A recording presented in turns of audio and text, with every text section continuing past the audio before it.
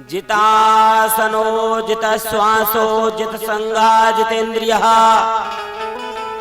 स्थूले भगवते रूपे मनः संधारयेद्या। देखो पहले ध्यान शब्द का अर्थ जाने व्याकरण की दृष्टि से। ध्येय चिंतायाम धातु से जब ल्यूट प्रत्यय करते हैं तो ल्यूट जब प्रत्यय किया तो अन्न प्रत्यय होकर के ध्यान शब्द बनता है। क्या बनता है? ध्यान। इसका अर्थ हुआ चिंतन करना। ध्यान का मतलब ये नहीं है आंखें मूंद के बैठ गए ध्यान हो रहा है, उधर झप्पी आ रही नींद की, ये ध्यान नहीं है। एक विग्रह को अपने हृदय में लाना है, जो सुंदर विग्रह जिसमें आपको बहुत ज्यादा प्रेम हो। मेरे भोले बाबा, अगर उनका स्वरूप अच्छा लग रहा है, डमरू वाले अगर हृदय में आ जाएं तो उनको हृदय में लाओ। टेढ़ी टांग वाले हमारे कन्हैया अगर आपके हृदय में आते हैं तो उनको हृदय में बसाओ। धनुष बाण लिए हुए हमारे अगर राम जी है तो उनको हृदय में बसाओ। किसी मूर्ति को, किसी प्रतिबिंब को अपने हृदय में लेके आइए और उसका चिंतन करिए। खाली बैठ जाने से नहीं है, मन को लगा के रखना है। मेरे भोलेनाथ कैसे हैं, उनका स्वरूप कैसा है, ये सब चिंतन करना है। मेरे राम जी कैसे हैं, उनका चिंतन करना है ध्यान में। तो सबसे पहले तो ध्यान करने के लिए योग्यता चाहिए। उस योग्यता के लिए 4 बातें चाहिए। कौन कौन सी? पहले तो कहा जितासनः, पहले हमको बैठने में अभ्यास होना चाहिए। बैठा ही नहीं जाता 3-4 घंटे तक, आसन सिद्ध कैसे होगा? घुटनों में दर्द हो गए। पहले बैठने का अभ्यास होना चाहिए। कितना? कम से कम 4 घंटा एक आसन पे बैठ सकें आप। तो व्यास गद्दी पे भी नहीं बैठ सकते लोग, जब तक खाएंगे पिएंगे इधर से उधर नहीं होंगे तब तक। 4 घंटा इसका भी बैठने का अभ्यास होना चाहिए। पहले आसन को जीते, तब मन को तो अलग बात है, मन लगता नहीं लगता ये तो अलग बात है। सबसे पहले क्या करना है? आसन को जीतना है। 4 घंटे 3 घंटे तक एक आसन पर बैठे, रीढ़ की हड्डी सीधी करके एकदम। इसलिए बैठना सीखे पहले हम लोग। चर्चा हम करते हैं, बैठना तक नहीं आता, इसलिए सावधान होके बैठे, सीधा होके। हैं? परीक्षित माता, सीधी होके बैठो एकदम, ऐसे नहीं चलेगा। आसन की चर्चा है। आपके पास तो आसन ही नहीं है, आसन लेके बैठा करो, आसन डलवा लो। जितासनः जितश्वासो, और श्वासों को कैसे करना है? प्राणायाम के द्वारा। क्योंकि प्राण जो हमारा संचार सही होगा, वो ये भोजन पचना, ये भूख लगना, ये किसका धर्म है? ये कौन खा रहा है शरीर में? ये क्षुधा पिपासा किसके धर्म है? ये सब प्राण के हैं। आपका प्राण बढ़िया चलेगा तो आपका भोजन पचेगा।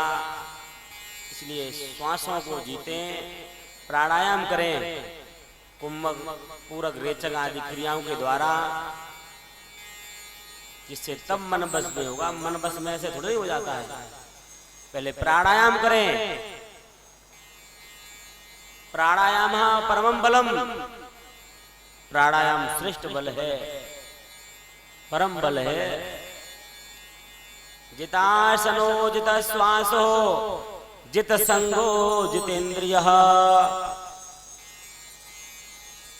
तो जित संगः,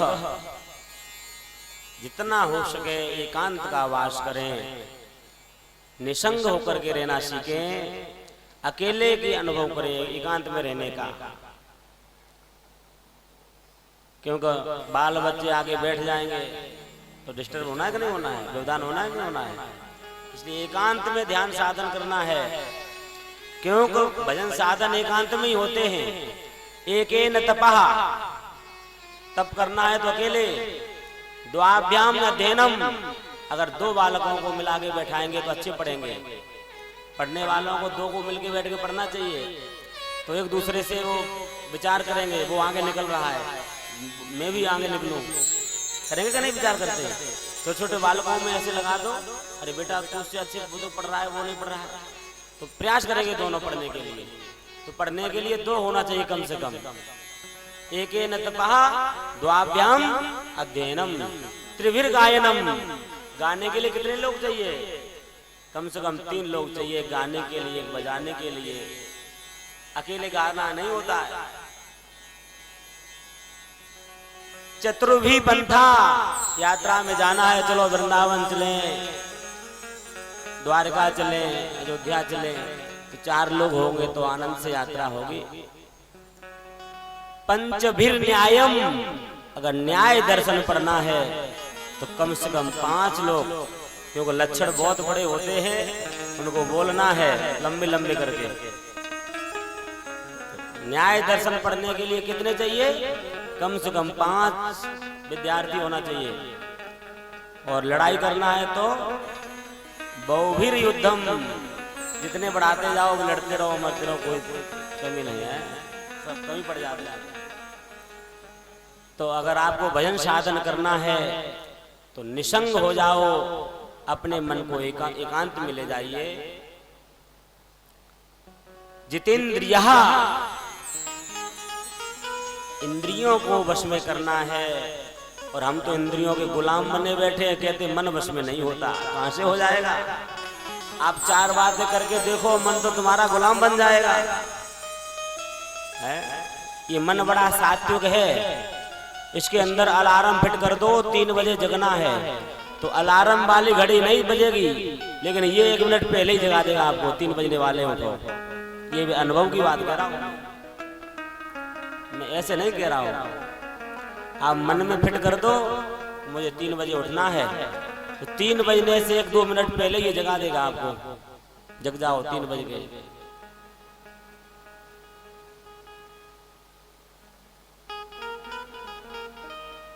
तो जितेंद्रियः, इंद्रियां हमारी वश में हों। जब इंद्रिय वश में होंगी तब आगे की बात तो बाद में करना है, कि मन रुकता है कि नहीं रुकता है। पहले 4 बातों को याद रखना। और आसन शुद्धि के बारे में हम बताएं, कौन से आसन पर बैठने से मन एकाग्र होता है, इसके बारे में थोड़ा बता देते हैं। कुशासने भवेत् आयुः मोक्षः स्यात् व्याघ्र चर्मणि। कुशासने भवेत् आयुः मोक्षः स्यात् व्याघ्र चर्मणि। अजने सर्वसिद्धि स्यात् कंबले सिद्धि उत्तमा। वस्त्रासनेषु दारिद्र्यं धरण्यां शोक संभवः।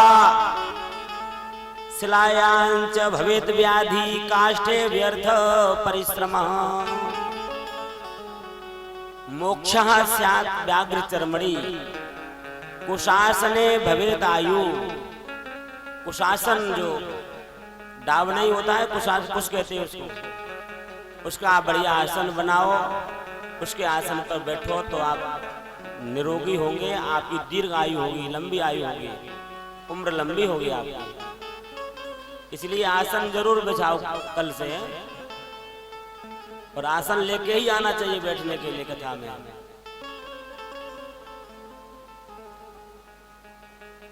मोक्षः स्यात् व्याघ्र चर्मणि।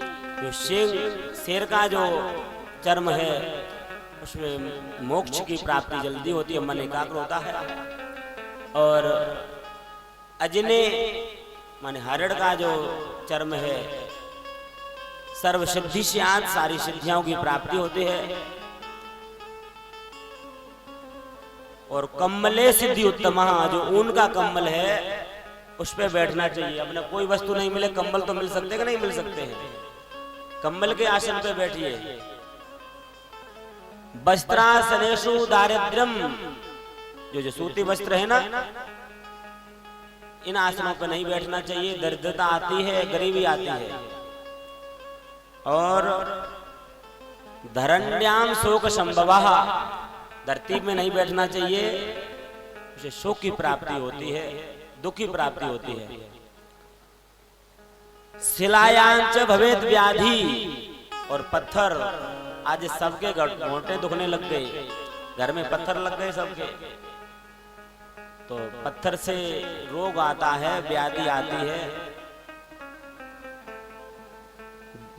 और शिलायांच भवेत व्याधि काष्ठे व्यर्थ परिश्रम, और लकड़ी के आसन पर बैठने से कोई फल नहीं मिलता, व्यर्थ परिश्रम जाता है, तुम्हारी मेहनत व्यर्थ जाती है।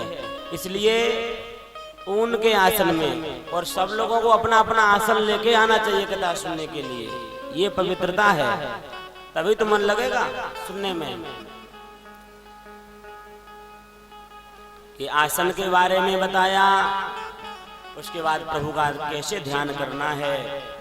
अहम प्रभु मम प्रभु, प्रभु हम मम प्रभु, मैं प्रभु का हूं और मेरे प्रभु हैं। जब तक ये भावना बनने वाली नहीं है तब तक कल्याण होने वाला नहीं है। अहम प्रभु मम प्रभु, मैं प्रभु का हूं, प्रभु मेरे हैं। जब ऐसी भावना आ जाए, ऐसा चिंतन करना है।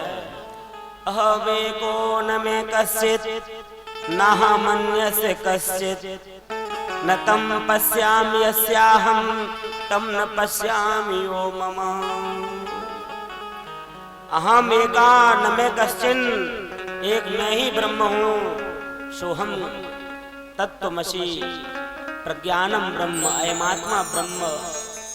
ये सब वेद वाक्यों का चिंतन करना है, अखंडार्थ का बोध करना है। तत्त्वमसि, जैसे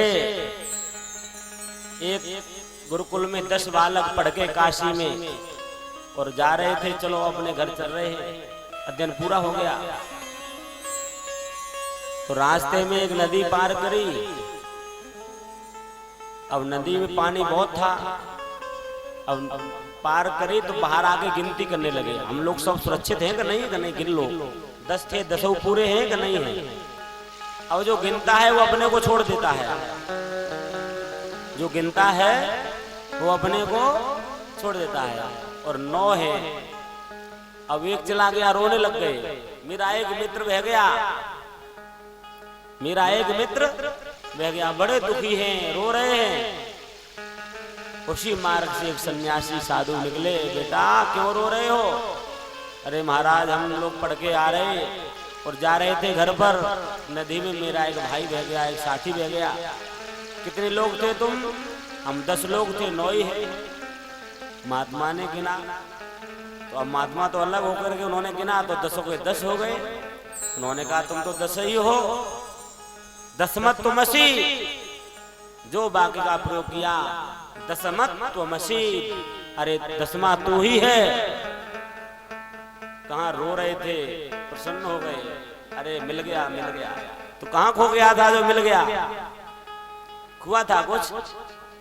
खुआ ही नहीं था। तो परमात्मा एक है, वही स्वरूप मेरा है, सच्चित आनंद स्वरूप मेरा है। अहम एकान में कश्चिन, मैं ही एक हूं, मेरे से अतिरिक्त कोई नहीं है। ना हम अन्य से कश्चित, और कोई ऐसा भी नहीं है जो मेरे से दूसरा हो सके या मैं दूसरे से अलग हो सकूं। इसलिए अद्वैत वेदांत पूरा भागवत में व्यास जी महाराज ने लिखा है, एक ही परमात्मा है, एक ही सत्ता है, वही मेरा स्वरूप है। और हम कैसे रो रहे हैं, कैसे दुखी हो रहे हैं, क्यों? अपने स्वरूप को भूल गए, अपने आप को भूल गए। इतना सुंदर ध्यान का वर्णन किया। और बताते हैं आवश्यकताएं जितनी बढ़ाते जाओ उतनी बढ़ती चली जाएंगी। कहाँ हमारे पास छोटे छोटे घर होते थे, कच्चे घर थे, पक्के मकान बन गए, साइकिल होना मुश्किल थी तो बड़ी बड़ी गाड़ियां आ गईं, फिर भी शांति प्राप्त नहीं हुई। इतना धन हो गया, पहले रोटी कहते पूड़ी अगर मिल जाए तो रोटी के साथ पूड़ी खाते थे। मैंने ऐसा सुना बुजुर्गों के मुख से। घर में मेहमान आ जाए तो पूड़ी बनाते थे। अब फिर पूड़ी और रोटी लगा के खाते, सब्जी की बात छोड़ो।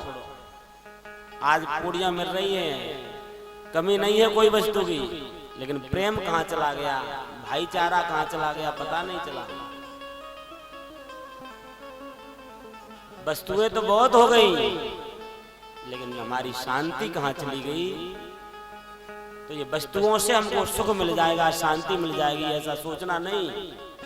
युधिष्ठिर महाराज जी को पूछा यक्ष ने कि संसार में सबसे बड़ा सुखी कौन है महाराज। कि 4 प्रश्न किए थे ना यक्ष ने, उसमें से एक प्रश्न ये भी है कि सबसे बड़ा सुखी कौन है। महाराज युधिष्ठिर ने जवाब दिया, दिवसस्य अष्टमे भागे साकं पचति योगृही अनृणी अप्रवासी च सवारी चर मोदते। 24 घंटे में एक बार भोजन बनता है। कितनी बार? और इस समय हम कितनी बार खा रहे हैं? 5 बार। सुबह 7 बजे नाश्ता, फिर 11-12 बजे भोजन, फिर 4 बजे फिर नाश्ता, और फिर भोजन, और फिर दूध। 5 बार हुआ कि नहीं हुआ? इतना होने के बाद भी शांति नहीं है। बोलो, 8 जो पूरे दिन में एक बार खाने को रोटी मिलती है, वो भी रूखी सूखी, लेकिन पूरा परिवार प्रेम के साथ एक छत के नीचे सोते हैं, एक झोपड़ी में सोते हैं। सब एक दूसरे के प्रति प्रेम है, एक दूसरे के प्रति आदर है, मान है, सम्मान है। इससे बड़ा कोई सुखी नहीं है। आज धन तो बहुत हो गया मेरे ऊपर, कितना धन है मेरे पास पता ही नहीं, लेकिन 2 भाई एक दूसरे से बोल नहीं सकते। पुत्र पिता की बात नहीं होती। क्या सुख है? ये कोई सुख है क्या? मुझे तो नहीं लगता कोई सुख होगा शायद।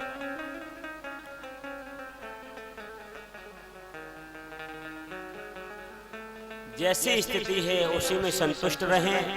प्रभु ने जितना दिया बहुत दिया, उसको हमको मंगल से प्रार्थना करना चाहिए। इतना सुंदर शरीर दे दिया, इतनी सुंदर काया दे दी, बुद्धि दे दी। रहने के लिए पहाड़ों में गुफाएं हैं, छोटी कुटिया है। भोजन के लिए वृक्ष हैं, फल देते हैं, सब कुछ तो है, लेकिन मेरी शांति कहाँ है? क्योंकि और चाहिए, और चाहिए। जंगल में एक महात्मा बैठे थे, हलवा खाने की इच्छा हो गई, हलवा खाने की इच्छा है। अब जंगल में हलवा कौन खिलाए? अब ये टूडला थोड़े नहीं कोई मैया रबड़ी खिला दे तुरंत। अब जंगल में महात्मा को हलवा कौन खिलाए? तुरंत एक पेड़ दिखाई दिया, अरे केला, पका हुआ केला लगा था, लाए तोड़ के जंगल में से। क्या सुंदर प्रकृति ने हलवा बनाया है। उस केला की कोई बराबरी हलवा करेगा? सुंदर हलवा खाया, आनंद आ गया केला खाते ही। तो सब कुछ दिया प्रकृति ने, लेकिन मेरी तृष्णाएं बढ़ती चली जा रही हैं।